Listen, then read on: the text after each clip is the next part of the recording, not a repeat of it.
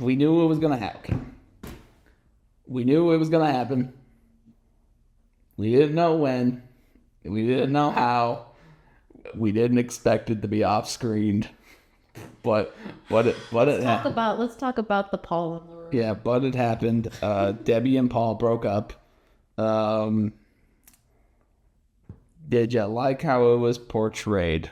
This is when I would like to have a sound button thing, and you say that Debbie and Paul broke up. I would have played the boo button. Yeah.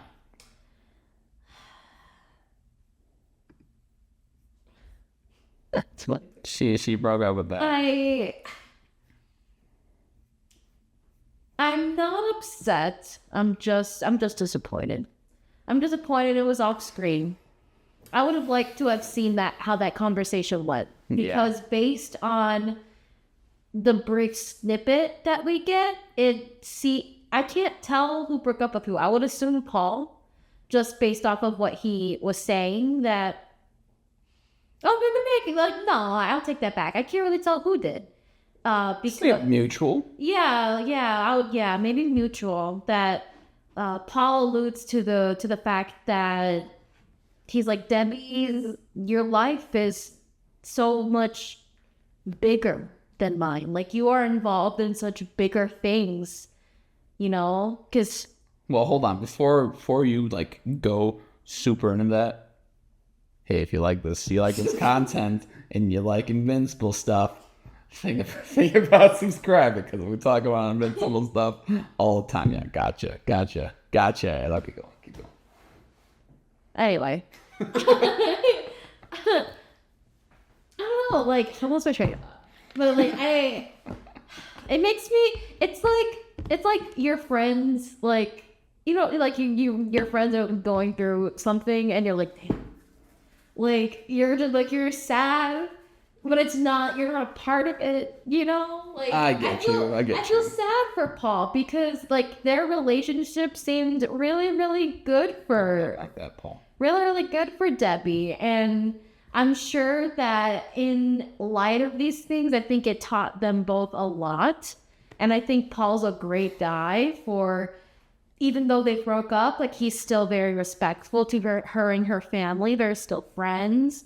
He's I know Mark's identity. I know all of this stuff. And he's still he's just chill. He's still there to support her. That's a good friendship to have bloomed out of that. It's bittersweet. I think it's very bittersweet. And I wish to have heard that conversation because I really like the way that the show writes Debbie's dialogue. I like the way they make her speak. She speaks very eloquently. Yeah. She has a way in which she says things, and I think Sandra Oh's deliverance of those lines makes it even better. So I would have loved to hear what that conversation would have been like. Yeah, I hated that they off-screened the relationship. I hated that. I think it was kind of stupid. I mean, I know they did. There's a lot of this episode felt like this was an epilogue to the episode 7. Yeah, Fallout and everything. But I think the biggest thing that everybody has enjoyed is Paul. Was Debbie and Paul's relationship.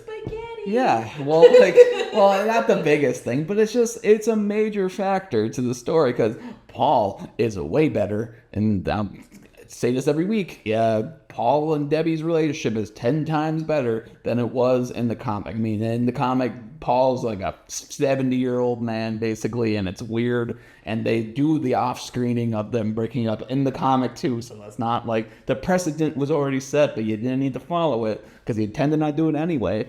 But, I think it's so...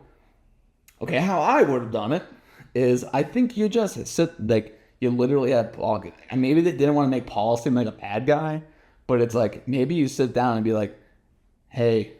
Paul sits Debbie down, and it's literally a conversation of him being like, hey, I know you love our life, I know you love these things, but I don't feel connected to you because you have something that's missing in your life.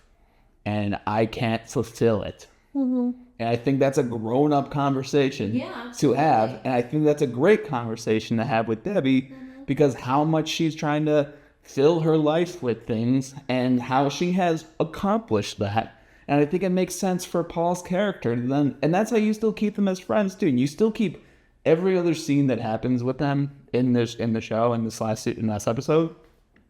But you just add that part of them being, and I don't know if it would be a weird, like, how you're continuing the sequence of events happening, like, time-wise.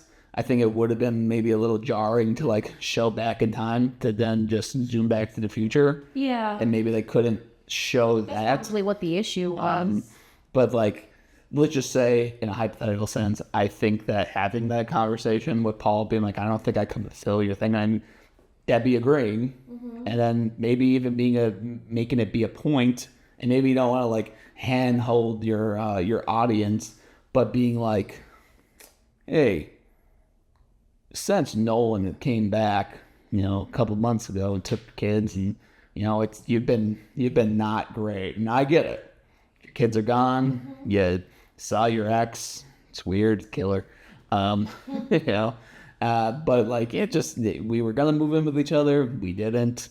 You're living in the house by yourself. I just can't help you, and like you're not letting me in. And you know what I'm saying? Like there's so many ways the show that like her own journey like isn't over, and that it's not just like, yeah, we broke up with Paul a couple months ago, and now we're getting in the ship to go see Oliver. I mean, it's like, Nolan didn't like, do anything there, but in that moment. But it's still like, if you're a comic reader or even if you're just a TV watcher, it's like you kind of figured that they were gonna get back together. Eventually, it felt like they were gonna get back together. Yes. I understand. I know that it happens a lot differently in the comics. I know it happens a lot faster.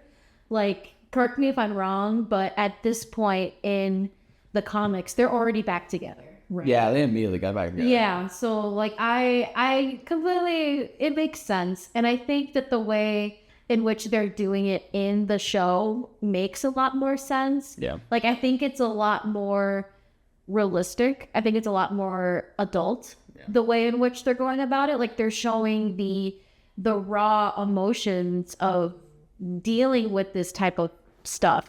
And I think that not only does that show a lot better for TV, but I think that shows a lot better from, I don't know, like an emotional perspective. Like, it makes more sense.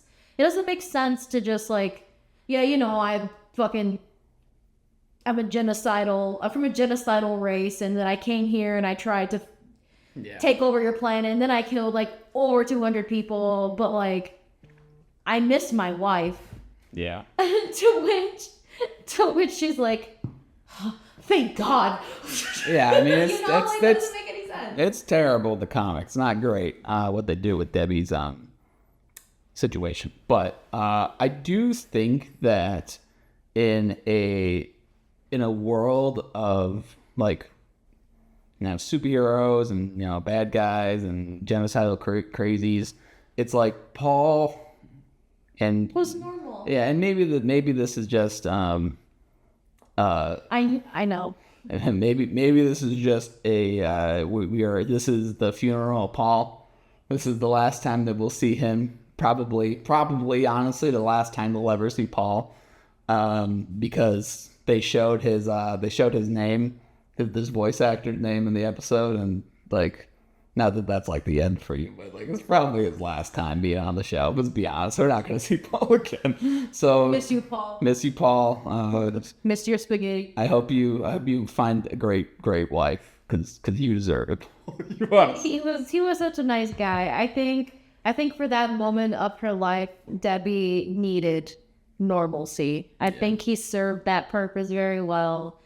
I'm interested to see how they're going to play Debbie and Nolan getting back together in this season for sure, especially because of the enemies to lovers slow burn they have going on. Like I'm interested to see kind of how the differences are. All right, well, what do you guys think? Do you guys agree with what we're saying, or do you disagree completely? Let us know in the comments section below. And while you're down there, think about subscribing, because we talk about Invincible stuff all the time. And also look out for our Invincible rewatch. We will be doing Invincible season by season, episode by episode, and talking about basically everything that happened from season 1 to season 4.